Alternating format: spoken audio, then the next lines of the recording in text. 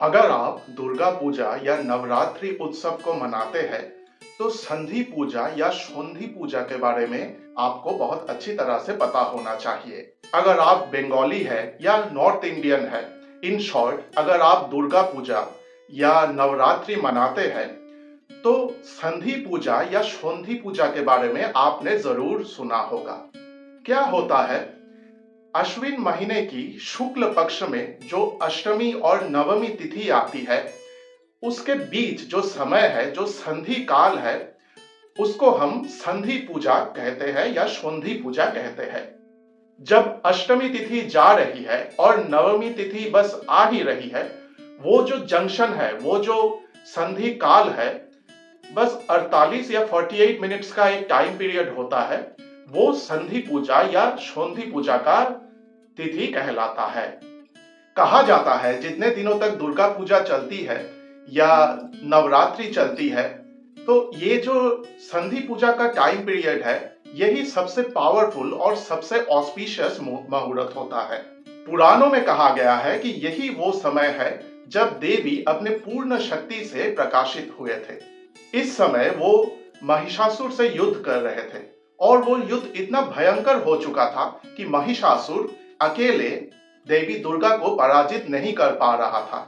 तो उस समय महिषासुर के आदेश से चंड और मुंड, उसके दो अनुचर वहां पर उपस्थित हुए। वो दोनों भी देवी को आक्रमण करने हेतु पीछे से आ रहे थे। देवी को ये देखकर बहुत ही क्रोध आ गया, क्योंकि पीछे से वार करना युद्ध का नियम नहीं है। फिर भी वो दोनों आ रहे थे और देवी खुद महिषासुर से लड़ रही थी। इस समस्या का समाधान हेतु देवी ने अपना जो तीसरा नयन है, तृतीय नयन, उसको खोल दिया और वहां से देवी चामुंडा की उत्पत्ति हुई। देवी चामुंडा देवी काली की एक भयानक रूप है।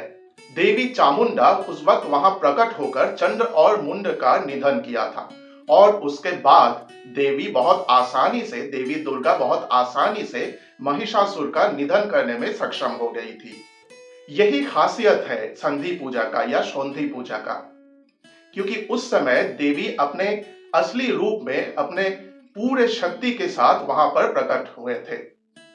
ऐसा माना जाता है कि अगर आप देवी को खुश करना चाहते हैं, अगर आप देवी से कुछ मांगना चाहते हैं, तो ये समय सबसे अच्छा होता है। अगर आप संधि पूजा के समय किसी मंदिर में जाएंगे या किसी पंडाल में जाएंगे जहां पर दुर्गा पूजा हो रही है या नवरात्रि के जो पूजा है वो हो रही है, उस वक्त संधि पूजा के समय अगर आप वहां उपस्थित रहते हैं, तो देवी आपकी सारी मनोकामना पूर्ण करने में आपकी मदद करती है। उस समय देवी की अर्चना हेतु 108 दिए जलाए जाते हैं और 108 कमल के फूलों से उनका अर्चना किया जाता है। इसके दो अर्थ है। 108 दिए, 108 हमारे हिंदू धर्म के, सनातन धर्म के बहुत ही पवित्र संख्या है। या फिर हम ये भी कह सकते हैं कि 108 दिए के माध्यम से हम देवी दुर्गा के अष्टोत्तर शतनाम को भी स्मरण करते हैं।